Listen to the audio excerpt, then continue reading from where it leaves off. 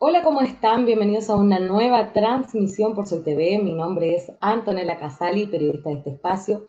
Y hoy me acompaña Felipe Valdivia, él es presidente de la Asociación Nacional de Constructoras de Viviendas Sociales de Chile, ANACON, con quien estaremos conversando sobre toda esta situación que se han generado en las viviendas, sobre todo en viviendas sociales, los graves deterioros tras sistemas frontales invernales y también esta posibilidad de acceder a subsidios, a programas estatales de mejoramiento. Felipe, te quería agradecer el estar con nosotros en esta oportunidad. Gracias a ustedes, muy buenos días. Felipe, me gustaría iniciar la entrevista con una pregunta más general, es abordar este tema de las viviendas sociales, el deterioro que se ha visto a lo largo, bueno, de la historia, cómo evalúa la situación actual en Chile y en particular considerando viviendas sociales, sobre todo las más antiguas. Claro, mira, hay dos factores que deterioran la vivienda, esto en términos muy generales. El primero tiene que ver con la cantidad de años y el segundo tiene que ver con la mantención. Y si a eso le sumamos que en Chile la vivienda social no siempre ha sido bien construida, se genera una especie de tormenta perfecta porque la gente no tiene recursos para hacer mantención y la calidad de la vivienda tampoco ha sido muy buena en algunos periodos, especialmente en los años 80 y 90, la vivienda social en Chile fue de muy mala calidad, muy mal estándar. Era la política de ese momento. Al contrario, hoy día las viviendas, departamentos que se están entregando tienen un estándar bastante superior, muy bueno, especialmente en términos estructurales.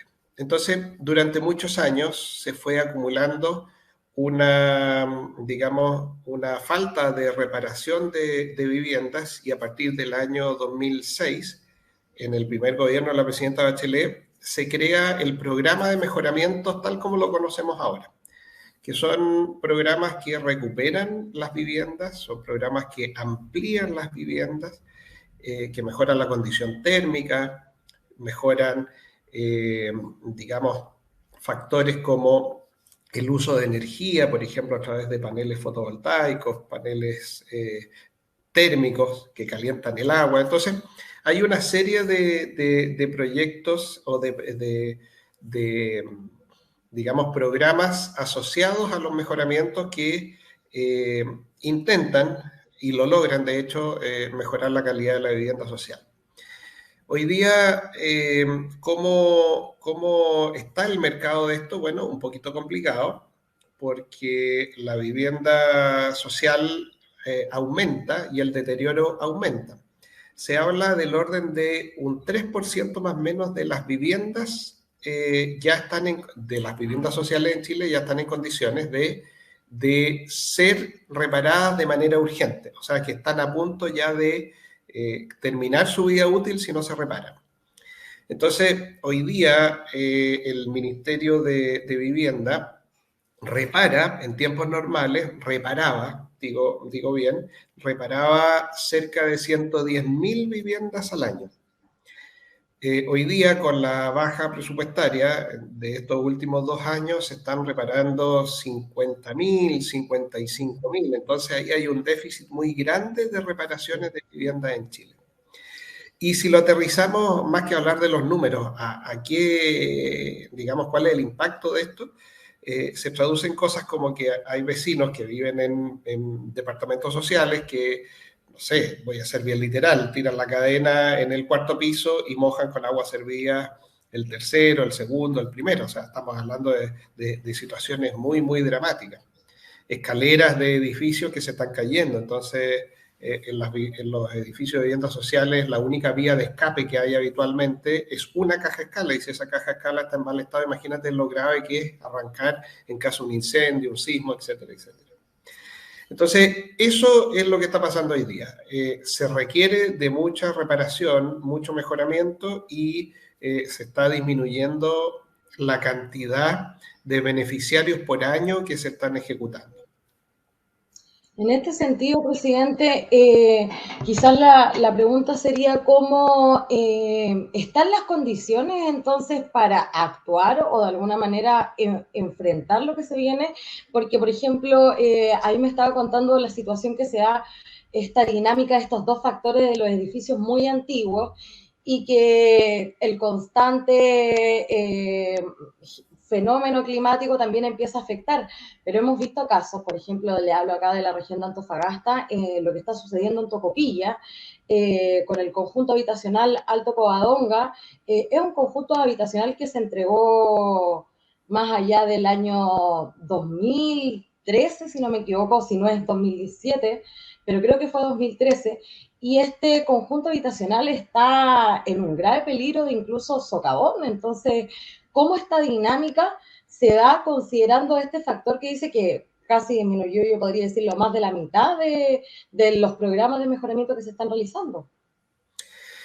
Sí, hay que separar dos vías o dos líneas que tiene el Ministerio de Vivienda. Una es los temas cuantitativos y el otro los temas cualitativos. Así lo reconoce el Ministerio.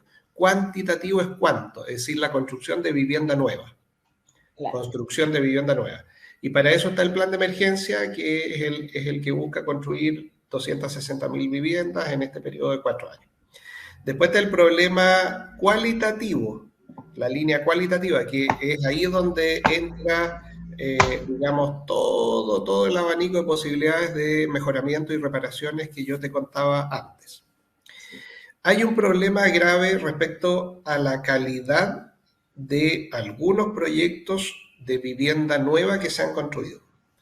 Si uno se va a la normativa, en general lo que se debería construir es muy bueno y la mayoría de los proyectos son buenos.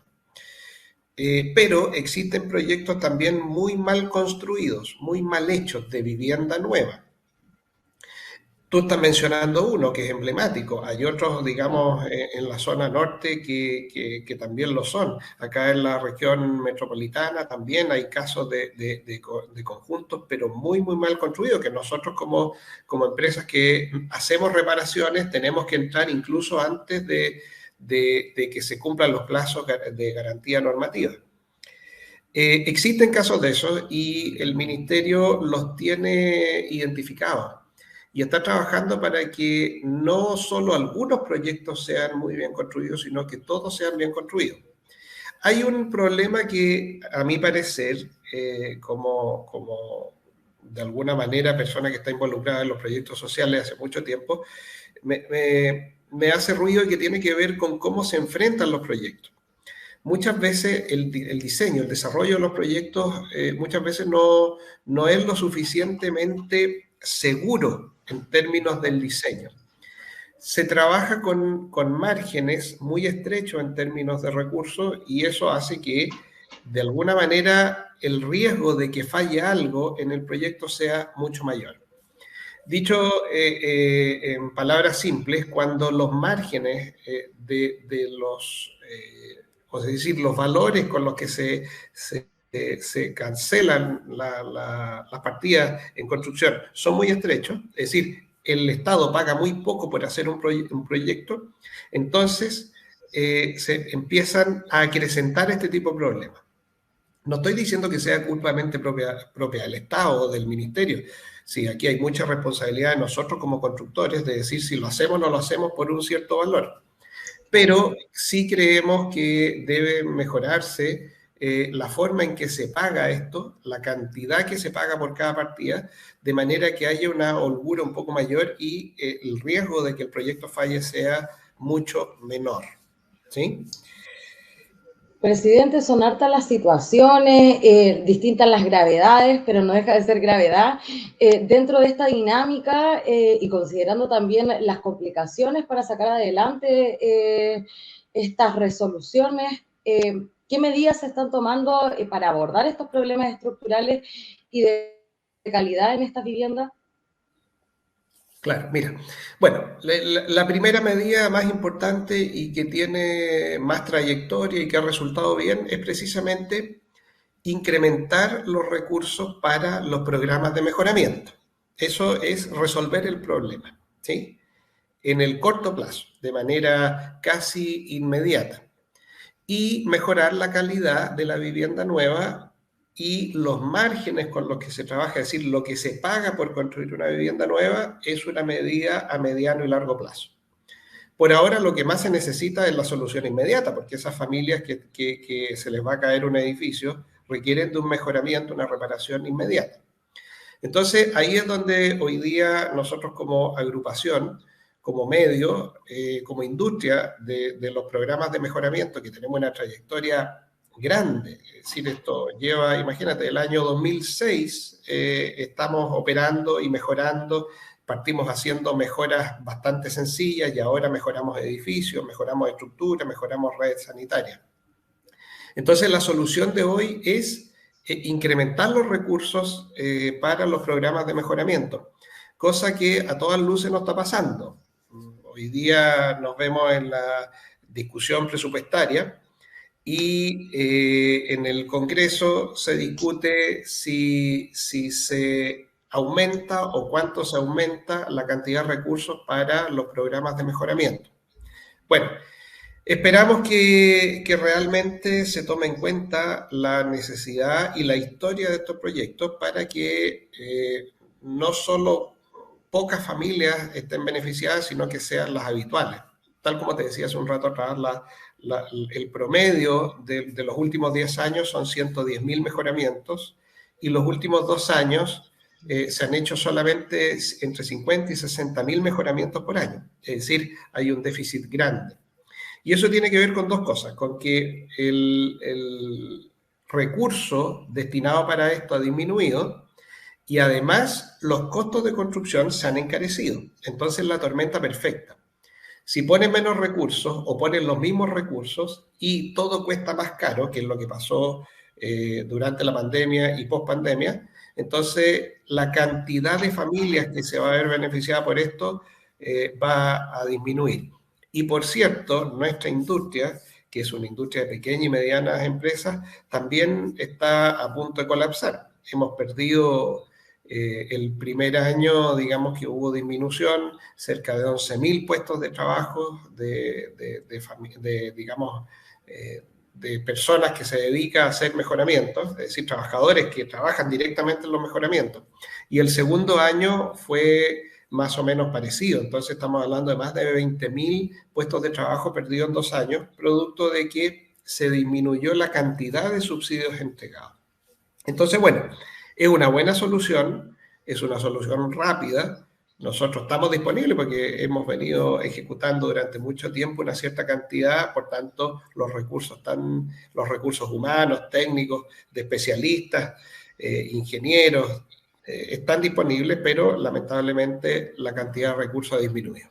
Esperemos que en la discusión en la comisión mixta de humo blanco salgan cosas positivas, porque si no, esta industria está en un riesgo, en un serio riesgo de terminarse. Después rearmar una empresa después que quiebra o que deja de operar es muy difícil, y más siendo pequeñas y medianas empresas. Esa es la situación hoy día de los programas de mejoramiento. Presidente, saliéndome un poco quizás del tema puntual que estos programas de mejoramiento, pero se me atisba también una pregunta y es, bueno, lo relacionado al tema de los casos convenios. El tema partió, de hecho, por convenios realizados entre el MIMBO Antofagasta y una fundación. Y también relacionado a dinámicas de conjuntos habitacionales. Entonces, también ha puesto en el ojo del escrutinio tanto al MIMBO como al Servio a nivel nacional. ¿Considera que también esta situación podría mermar quizás el avance de estas dinámicas o la velocidad con que podrían darse quizás estas transferencias de recursos, esta adjudicación también de proyectos? Mira, te voy a responder con cómo lo vivimos nosotros esta situación en el día a día. Sí. Nuestra relación como empresarios de la construcción, pequeños y medianos empresarios de la construcción, digamos, se basa en la relación con los dirigentes, con las familias. Lo mismo hace la entidad patrocinante, que son las EGI, quienes son los encargados de tramitar todo esto, de gestionar, desarrollar los proyectos. En el día a día nos contactamos con ellos y se transforma para ellos en una respuesta que no pueden darle a su vez a los beneficiarios, a la gente que ellos agrupan.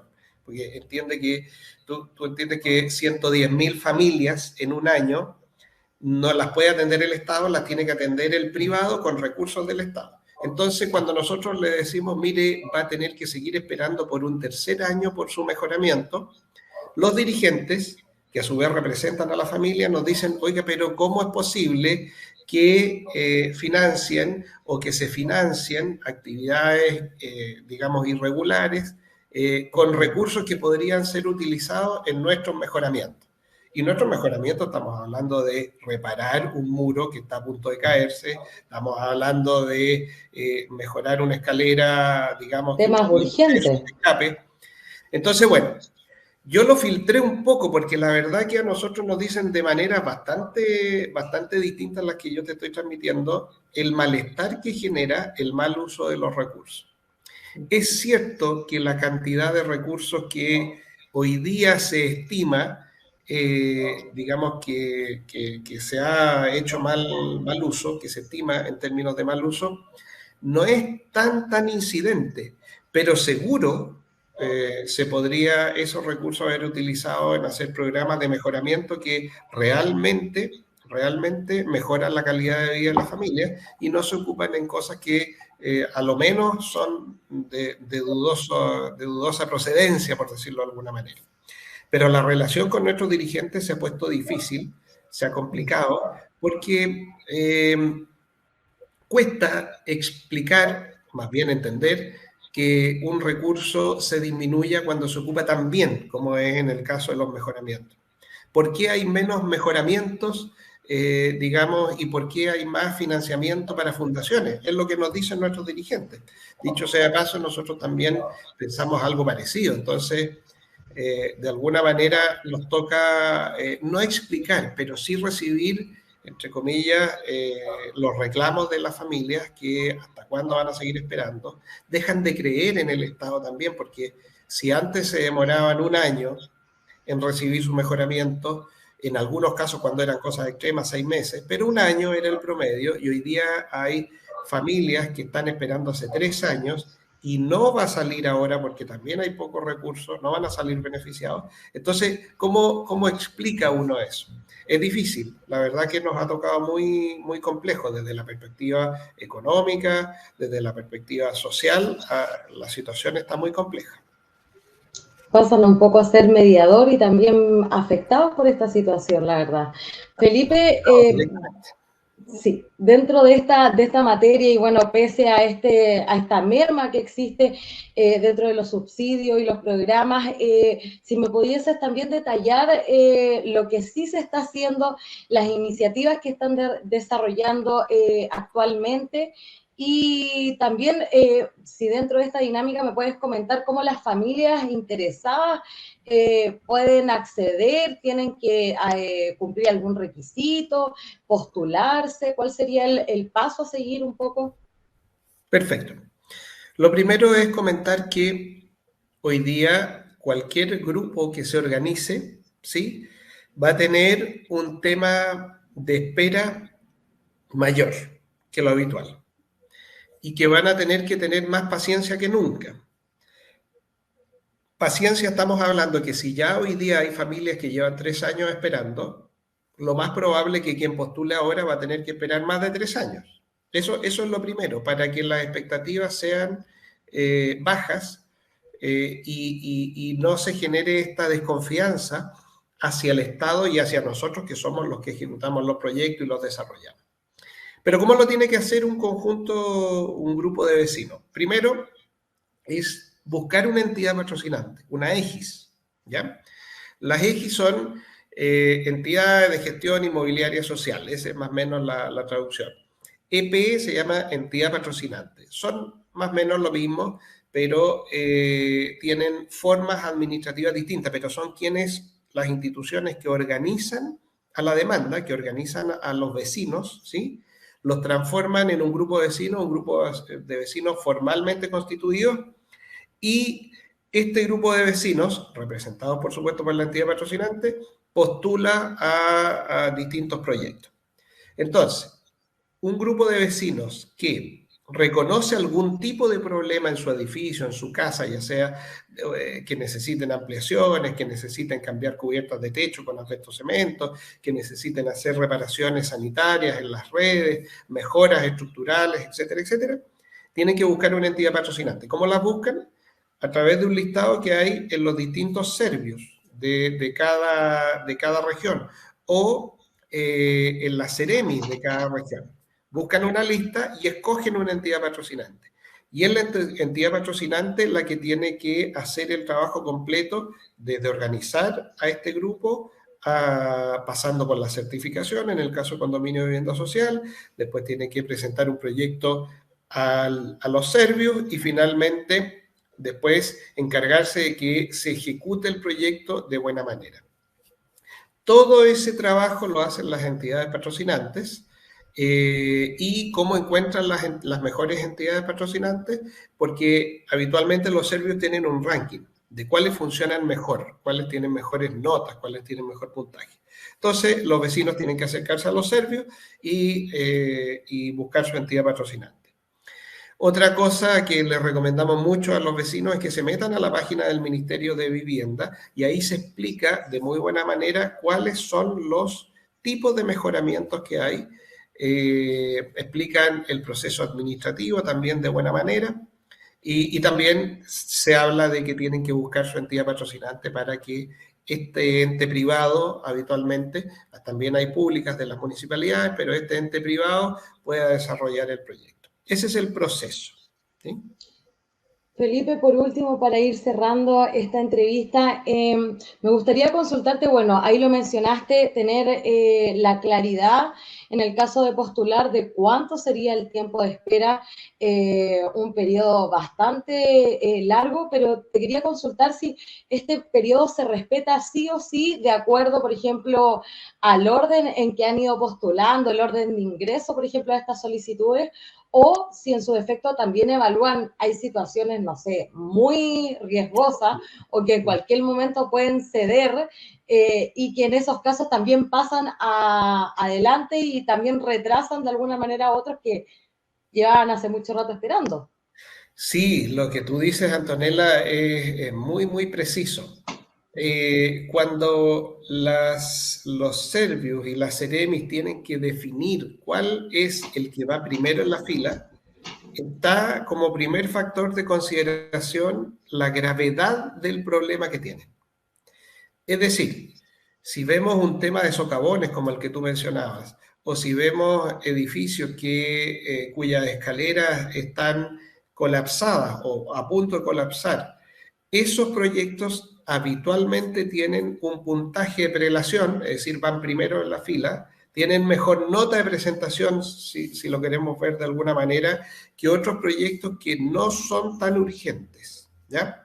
No quiere decir que los otros mejoramientos no sean importantes y urgentes. Lo que pasa es que hay que priorizar, y es razonable, y así lo hace la Servio y la Ceremi, priorizar las condiciones que según cada llamado sean más importantes. Por ejemplo, temas de asbesto, temas sanitarios, temas estructurales, esos siempre son más importantes. Lo que tú mencionabas también de los socavones es sumamente importante. Entonces pasan a estar primero en la fila. Pero eso hace que la fila corra, porque como hay además menos recursos y menos subsidios disponibles durante este periodo, entonces es factible que proyectos que no sean tan graves pudieran tener que esperar más tiempo. Más de estos 3 años que yo te estoy comentando. Desde Anacol, si tuvieses que determinar en una sola palabra por lo menos la situación de cómo va a avanzar de aquí al próximo año, ¿tienes expectativas, Felipe, que mejore? O bueno, con también esta iniciativa del proyecto del presupuesto 2024 también te genera un cuestionamiento de que va a ser un año similar a este y al anterior. Mira, nosotros hemos trabajado para que suceda lo mejor. pero nuestras expectativas son conservadoras, digamos, en el sentido de que, dado que estos proyectos no generan un impacto tan grande, impacto, digamos, en términos comunicacionales tan grandes, vemos que no hay mayor interés en poder mejorar los recursos disponibles para que se mejore la cantidad o se reponga la cantidad de subsidios entregados. Pero aún así hemos tenido buena recepción por parte de algunos senadores, en donde se han empapado de la necesidad de esto, han contribuido y esperamos, tenemos nuestra fe cifrada en que la gestión de ellos en la comisión mixta haga de que se reponga, no es que se pida más, sino que se reponga la cantidad de subsidios que venía ejecutándose históricamente desde los últimos 10 años, ni siquiera hablemos de los PIC, sino que de los 10 años anteriores. Con eso no se resuelve la lista de espera, pero se normaliza un poco el sistema y las familias no van a tener que esperar tanto, no van a tener que esperar estos 3 años, quizás tendrán que esperar 1,5, 2, cuando se empiecen a normalizar la cantidad de subsidios entregadas por año. Esperemos que así sea. Esperemos que así sea. Presidente de ANACON, Felipe Valdivia, te quería agradecer el estar con nosotros en Soy TV. Perfecto, gracias a ustedes. Estamos siempre disponibles para conversar de los programas de mejoramiento. Muchas gracias. Gracias también a ti y a todos quienes nos acompañaron en esta entrevista. Recuerden que nuestro contenido lo pueden visitar a través de www.soychile.cl. Que estén muy bien y que tengan una muy buena jornada.